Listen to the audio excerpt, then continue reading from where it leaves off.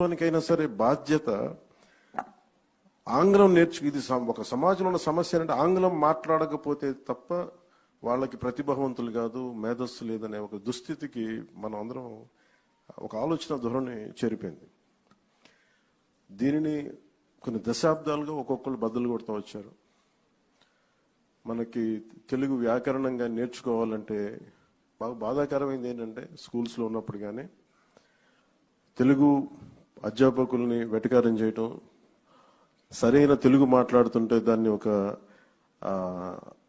దానివల్ల ఏదో ఒక కామెడీ, ఒక వినోదం కలిగించే విధంగా ఉంది తప్ప నిజంగా తెలుగు భాష తాలూకు ఔన్నత్యం కానీ దాని గొప్పతనం కానీ అది చాలా పాపులర్ దీంట్లో తగ్గిస్తూ వచ్చాం. మనం ఇక్కడ మనందరం కూడా దీంట్లో బాధితులే. కేవలం లాస్ట్ పోయిన ప్రభుత్వం ఒక్కటే బాధ్యత కాదు, మనలో ప్రతి ఒక్కరికి మన భాషని గౌరవం చూపించాల్సిన బాధ్యత మనందరి మీద ఉంది. ఇది నిజంగా చాలా దుస్థితి.